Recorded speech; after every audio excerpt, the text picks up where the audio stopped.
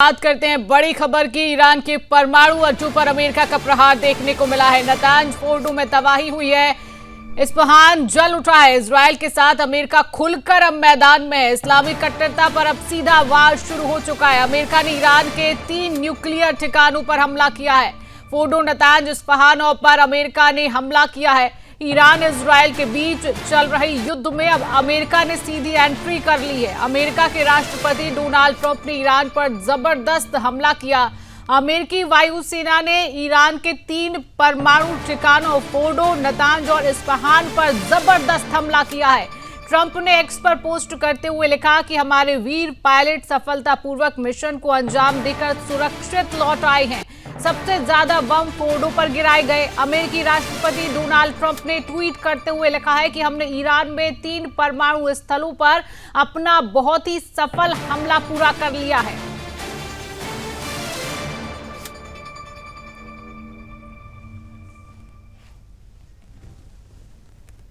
तो हमारे साथ रक्षा विशेषज्ञ टीपीएस त्यागी जी जुड़ चुके हैं। त्यागी जी, बहुत बहुत स्वागत करती हूँ आपका सुदर्शन न्यूज में। धन्यवाद। टीपीएस जी, देखिए, अमेरिका ने जो ये कदम उठाया, क्या लगता है कि अमेरिका की ये विदेश नीति का हिस्सा है या फिर एक भावनाओं में लिया गया फैसला? अरे, इसको तो सारी दुनिया जानती है कि अमेरिका ने 1948 में मिडिल ईस्ट में इजराइल को इसलिए बसाया था ताकि मिडिल ईस्ट कंट्रीज में जो ऑयल प्रोड्यूसिंग कंट्रीज हैं उनमें अमेरिका का प्रभुत्व बना रहे, अमेरिका का प्रभाव बना रहे। यानी ये अमेरिका की विदेश नीति का हिस्सा है कि उसे इजराइल के साथ हर हालत में खड़े रहना है। अब जब इजराइल और ईरान का युद्ध हो रहा था तो उस समय ईरान ने जो जिस नीति के साथ अपने ड्रोन और लॉन्ग रेंज बैलिस्टिक मिसाइल से इजराइल पर हमला करना शुरू किया, तो वो इतना घातक हो गया कि पहले ड्रोन आते थे, जब तक उनको इंटरसेप्ट करता था इजराइल का एयर डिफेंस सिस्टम, उसकी दौरान में मिसाइलों से हमला होता था, तो इजराइल का बड़ा भारी नुकसान हुआ। चूंकि अमेरिका हमेशा इजराइल के साथ है, तो एक तो ये कारण था कि अमेरिका इजराइल का और नुकसान होते हुए नहीं देखना चाहता था। दूसरे, उसने पहले ईरान को 2 महीने का समय दिया था। जब कई दौर की वार्ता के बाद भी ईरान नहीं माना, तब भी अमेरिका ने 2 हफ्ते का समय दिया। अब इस दौरान भी ईरान की तरफ से इजराइल पर अटैक और अमेरिका के खिलाफ बयानात जारी रहे। तब अमेरिका ने हमला किया और वो हमले में बहुत ही सटीकता के साथ, यानी कि अमेरिका अगर चाहता तो B-52 बॉम्बर का भी इस्तेमाल कर सकता था। वो भी GBU-57 यानी कि 13.5 टन का वो हथियार ले जाने में सक्षम था, लेकिन उसने B-2 बॉम्बर का इस्तेमाल किया, क्योंकि B-2 बॉम्बर एक स्टेल्थ बॉम्बर है जो रडार की पकड़ में नहीं आ सकता। उससे उसने करीब आधा दर्जन B-2 बॉम्बर से करीब 1 दर्जन GBU बंकर बस्टर बम से हमला किया। 3 ठिकानों पर हमला किया। एक तो नतांज, जहां पे यूरेनियम एनरिचमेंट का काम चल रहा था। दूसरा इस्फहान, जहां पर रिसर्च लेबोरेटरी थी। और तीसरा फोर्डो, जिसमें तो सबसे नीचे करीब 100 मीटर नीचे उसके वॉरहेड वगैरह रखे थे।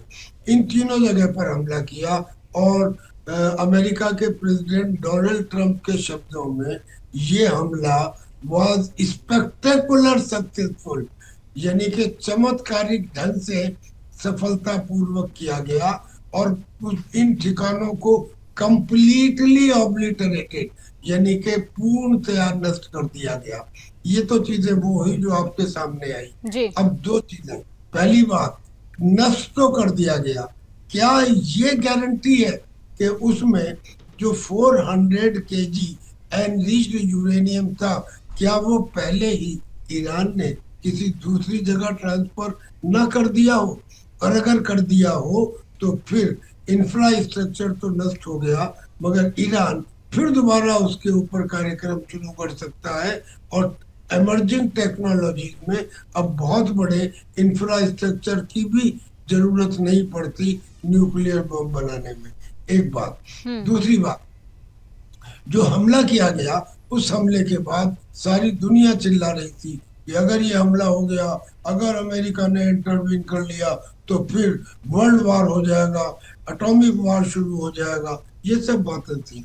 अब इसको दो लाइट में देखिए। जी। रशिया ने ये कहा कि अगर अमेरिका इंटरवीन करता है तो ये एटॉमिक वार में या थर्ड वर्ल्ड वार में या महायुद्ध में बदल सकता है।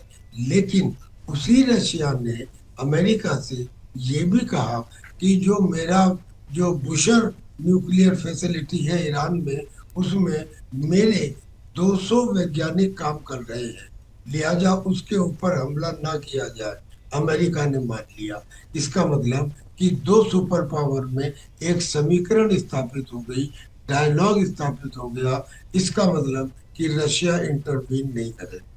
अब बची चाइना की बात। चाइना एक बनिया देश है। चाइना का तो सवाल ही नहीं उठता कि वो किसी दूसरे दो देशों की लड़ाई में अपने ट्रूप्स को वहां भेजे, क्योंकि वो अपनी खुद की लड़ाई को टाल रहा है। वो एक लंबे समय से ताइवान के खिलाफ दिखाता तो है कि मैं अटैक करूंगा, रोज करूंगा, अटैक आज तक नहीं किया। हाँ, इतना जरूर है कि इंडियन ओशन में जनरली चाइना के 5 शिप रहा करते हैं, एक मालदीव में, एक मॉरिशस में, एक सेचेल्स में, ऐसे। और उनकी संख्या अलबत्ता उसने डबल कर दी है, लेकिन चाइना का कोई मुझे इन्वॉल्वमेंट नजर नहीं आता। इट मीन्स कि ये जो एक्शन अब, हाँ, किसकी तरफ से रिएक्शन है? ईरान की तरफ से। ईरान को आदत है हर मामले में बड़ा चढ़ा के रिएक्शन कर देने की और बोलने की। इस मामले में भी शायद अपनी डोमेस्टिक ऑडियंस के लिए वो ये कह रहा है कि नताज में कुछ थोड़ा बहुत नुकसान हुआ है, कोई बड़ी बात नहीं है, जबकि पिक्चर साफ गवाही दे रही है। लेकिन उसने कहा है कि अब अमेरिका को और भी ज्यादा बड़ा नुकसान झेलना पड़ेगा। ऐसा जख्म देंगे अमेरिका को जैसा उसको कभी ना मिला हो, और इस किस्म की धमकी वो दे रहा है। क्या कर सकता है? अमेरिका के मिडिल ईस्ट में और आसपास में करीब 18 बेसिस हैं, मिलिट्री बेसिस हैं। अमेरिका के, सॉरी, ईरान के हुती की तरफ से, क्योंकि ईरान एक ऑक्टोपस है, उसकी बहुत सारी आतंकी भुजाएं हैं। उसकी एक आतंकी भुजा हुती है यमन में। उन्होंने एक ये चैलेंज कर दिया है कि हम अमेरिका के बहरीन के मिलिट्री बेस के ऊपर अटैक करेंगे, नंबर 1। नंबर 2, उन्होंने ये भी कह दिया है कि हम लाल सागर में, रेड सी में जो अमेरिकन वॉरशिप का कैरियर है, उनके ऊपर हम अटैक करेंगे। अब ये तो उन्होंने धमकी दी है, करते हैं कि नहीं करते? अमेरिका ने ये कह दिया है कि अगर गलती से भी अटैक किया तो मेरा काउंटर अटैक या मेरा रिएक्शन इससे भी ज्यादा होगा जो मैंने कल रात दिखाया है। टीपीएस जी, क्या लगता है अमेरिका ने जो हमला किया है, क्या इससे मिडिल ईस्ट में एक बड़े युद्ध की शुरुआत माना जाए? बड़े युद्ध का खतरा यहां पर बढ़ सकता है, और ईरान जो जवाबदेही दे रहा है उसको किस तरीके से देखते हैं आप? देखिए जी, मुझे नहीं लगता कि मिडिल ईस्ट में खतरा बढ़ेगा। लोग बहुत चिल्लाते तो हैं, करते नहीं, बोलते बहुत लोग हैं। क्या कोई मुझे एक देश ऐसा बताइए जो ईरान की सपोर्ट में आया हो? दरअसल में ईरान ने जो ये हुती, हमास, हिजबुल्ला ये बनाए हैं, ये क्या है? ये देश थोड़ी है, ये तो आतंकी संगठन है। और उसके यहाँ एक कुर्द फोर्स है। कुर्द फोर्स उसकी आईआरजीसी का हिस्सा है। आईआरजीसी का मतलब इरानियन रेवोल्यूशनरी गार्ड कोर। और कुर्द फोर्स का काम ईरान में नहीं होता जी। कुर्द फोर्स का काम है कि ईरान के बाहर जो देश हैं वहां जाके आतंकी संगठन खड़ा करो। तो कोई देश जिसकी पॉलिसी पाकिस्तान की तरह से आतंक की हो, उसे कौन पसंद करेगा? लिहाजा मिडिल ईस्ट में जो सऊदी अरेबिया हो, यूएई हो, कतर हो, ओमान हो, जो या इजिप्ट हो, कोई भी देश, ये मुस्लिम ब्रदरहुड की वजह से ये तो कहते हैं कि इजराइल ने जो किया वो गलत किया, लेकिन कोई भी ईरान के साथ आने को तैयार नहीं है। कोई आया क्या अब तक? किसी के ट्रूप्स ऑन द ग्राउंड आए क्या? हम्म। कोई देश उसके साथ आने को तैयार नहीं है। इसलिए मुझे नहीं लगता कि ये युद्ध पूरे मिडिल ईस्ट में फैलेगा। ईरान ने अगर कुछ अब रिएक्ट किया तो अमेरिका और इजराइल मिलकर उसके ऊपर ज्यादा बड़ा रिएक्शन करेंगे। और मैं समझता हूं कि अगला टारगेट खोमेनी होगा, क्योंकि खोमेनी ने तो ये कहा है कि हम अमेरिका के ऊपर और भी ज्यादा भयंकर हमला करेंगे। ऐसे में फेस सेविंग के लिए अगर खोमेनी को मार दिया जाता है या सीन से हटा दिया जाता है, तो यह उम्मीद है कि दूसरा आने वाला व्यक्ति के लिए फेस सेविंग की जरूरत नहीं होगी और वो फिर कंप्रोमाइज कर सकता है या डील कर सकता है। अगर ईरान इस हमले का जवाब देता है तो क्या इसका असर पूरे वेस्ट एशिया पर पड़ सकता है? इसको लेकर क्या कहेंगे आप? ईरान इसका जवाब देता है तो इजराइल और अमेरिका दोनों हम्म। ईरान के ऊपर अटैक करेंगे। हम्म। लेकिन इसके लिए इजराइल और अमेरिका को बाकी मिडिल ईस्ट के देशों में अटैक करने की आवश्यकता नहीं होगी। और बाकी मिडिल ईस्ट के देश ईरान के सपोर्ट में फिजिकली नहीं आएंगे, मॉरल सपोर्ट देते रहेंगे, जैसे उन्होंने हमास को दी, जैसे उन्होंने हिजबुल्लाह को दी, जैसे हम्म। वो हूती को दे रहे हैं।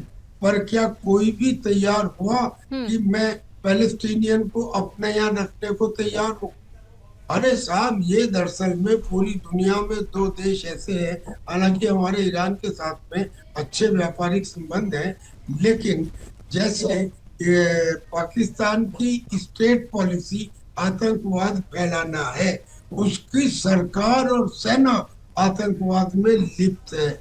ऐसे ही ईरान को भी ऐसा समझा जाता है मिडिल ईस्ट में कि it is AP centre of terrorism. तो टेररिज्म की मदद करने कौन आएगा? हम्म। डर तो सकते हैं लोग, क्योंकि सऊदी अरेबिया में, यूएई में ईरान ने हूती से अटैक करवाया है।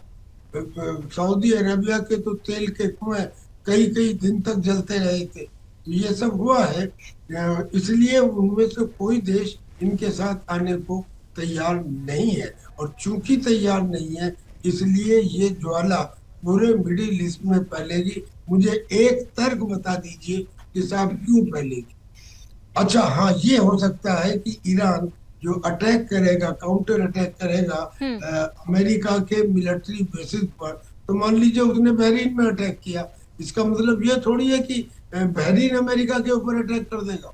ऐसे ही मान लीजिए उन्होंने कुवैत में, ओमान में, कतर में, यूएई में, सऊदी अरब में, इजिप्ट में, टर्की में, यहाँ सब जगह अमेरिका के मिलिट्री बेसिस है। वो मिलिट्री बेसिस के ऊपर ईरान अगर अटैक करता है, इसका मतलब ये तो नहीं है कि जिस कंट्री में वो मिलिट्री बेस है वो कंट्री अमेरिका के खिलाफ अटैक में उतर आएगी। तो मुझे नहीं लगता कि मिडिल ईस्ट में इसकी आग फैलेगी। शोर तो लोग मचाते ही हैं। अच्छा खैर, जब आप किसी को चांटा मारते हो तो हम्म। उसे रोने के हक से नहीं रोक सकते। तो बस मैं समझ रहा हूँ कि ये रोआ पीटी चल रही है। असलियत में जो काम होना था वो हो चुका। और खोमेनी के मरने के बाद एक शांति वार्ता भी स्थापित होने की उम्मीद मुझे तो नजर आती है। लेकिन अगर शांति वार्ता ना होकर अगर ये युद्ध दूसरी ओर चला जाता है, ये युद्ध और बढ़ जाता है, तो क्या भारत के लिए सुरक्षा चिंताएं बढ़ सकती है? भारत के लिए क्या सुरक्षा चिंताएं हो सकती हैं सर? देखिए, भारत के लिए सुरक्षा चिंताएं हो सकती हैं, क्योंकि हमारा जो दुश्मन है वो वॉलेटाइल है तो चीन भी दुश्मन है, तो पाकिस्तान भी दुश्मन, लेकिन चीन नहीं, जो पाकिस्तान है वो वॉलेटाइल है। और पाकिस्तान बगैर पैंदी का लोटा है। पाकिस्तान ने ये अभी कुछ दिन पहले अपनी नेशनल असेंबली में ऐलान किया कि हम ईरान के साथ हैं।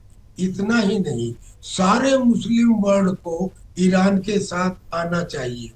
और इतना ही नहीं, ये ईरान के तो एक कमांडर ने यहाँ तक कहा कि मुझे पाकिस्तान के लोगों ने बताया है कि अगर इजराइल ने ईरान पर न्यूक्लियर अटैक किया तो पाकिस्तान अपने न्यूक्लियर बम से इजराइल पर अटैक करेगा। ये एक बात हुई। लेकिन उसके तुरंत बाद क्या हुआ? 2 दिन बाद उनकी नेशनल असेंबली में उनके डिफेंस मिनिस्टर खड़े होकर कहते हैं, क्या वाहियात बात है, हमारा सर रोकना चाहूंगी। इसी बीच बड़ी खबर सामने आ रही है। ईरान पर हमले के बाद ट्रंप का स्टेटमेंट सामने आया है। बड़ी खबर है, डोनाल्ड ट्रंप ने स्टेटमेंट दिया है कि अगर ईरान ने हमला किया तो खैर नहीं है। बड़ी खबर आप तक पहुंचा रहे डोनाल्ड ट्रंप का स्टेटमेंट यहां पर सामने आया है। जवाब में अमेरिका कड़ा जवाब देगा, डोनाल्ड ट्रंप का स्टेटमेंट है। फोर्डो पर 6 बंकर बस्टर को लेकर ये बड़ी खबर आप तक पहुंचा रहे। ईरान पर हमले के बाद डोनाल्ड ट्रंप का स्टेटमेंट सामने आया है। उन्होंने कहा कि अगर ईरान हमला करता है तो उनकी खैर नहीं है, जवाब अमेरिका देगा। जवाब में अमेरिका कड़ा जवाब देगा। बड़ी खबर आप तक पहुंचा रहे डोनाल्ड ट्रंप का ये स्टेटमेंट है कि फोर्डो पर 6 बंकर बस्टर बमों से हमला हुआ है। बड़ी खबर देखिए, लगातार जो है अमेरिका ने ईरान पर हमला किया है, लेकिन यहां पर डोनाल्ड ट्रंप का एक बड़ा स्टेटमेंट सामने आया है।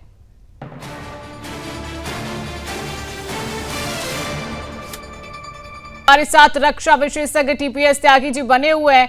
सर, क्या कहेंगे, अमेरिका से डोनाल्ड ट्रंप का जो स्टेटमेंट सामने आया है, उन्होंने कहा है कि अगर ईरान हमला करता है तो अमेरिका भी पूरी तरीके से तैयार है उसको कड़े रूप से जवाब देने के लिए। इस स्टेटमेंट को आप किस तरीके से देखते हैं जो ट्रंप का स्टेटमेंट सामने आया है? सर देखिए, अमेरिका के डोनाल्ड ट्रंप का जो स्टेटमेंट है उसमें बहुत सारी बातें हैं और बड़ी इंपॉर्टेंट है। एक तो उन्होंने ये कहा है कि ये हमला चमत्कारिक ढंग से सफल हुआ है। दूसरा ये कहा है कि हमने अपने निशाने पर टारगेट को 99% नहीं 100% तक ध्वस्त किया है। तीसरा उन्होंने ये कहा है कि दुनिया के किसी देश की मिलिट्री इस तरह का एक्शन नहीं ले सकती थी जो हमारी मिलिट्री ने किया है। चौथा उन्होंने ये कहा है कि अगर ईरान इसके बाद कोई हमला करता है तो फिर हम और भी ज्यादा तीव्रता के साथ उसका जवाब देंगे। पांचवा उन्होंने ये कहा है कि अब ईरान को शांति की टेबल के ऊपर आ जाना चाहिए और संधि कर लेनी चाहिए। इस किस्म की बातें उन्होंने कही हैं। अब ये तो दुनिया जानती है कि America is after all a super power as on today, और सुपर पावर के साथ साथ सारी दुनिया को आर्म्स की सप्लाई करने वाला देश, जहां की लॉकहीड मार्टिन काम ही ये करती है कि दुनिया में लड़ाई चलती रहे और वो हथियार बनाते रहे। यानी अमेरिका के पास हथियारों का जखीरा है। अब एक अमेरिका की पॉलिसी है, वो किसी भी हथियार को किसी दूसरे देश को तब तक नहीं देता जब तक उसके पास उस हथियार का एक नया और सबसे ज्यादा घातक वेरिएंट तैयार न हो जाए। इसका मतलब क्या हुआ कि अमेरिका के पास जो हथियार है उनका कोई समानांतर दुनिया में उसके द्वारा दिए गए हथियारों में नहीं है।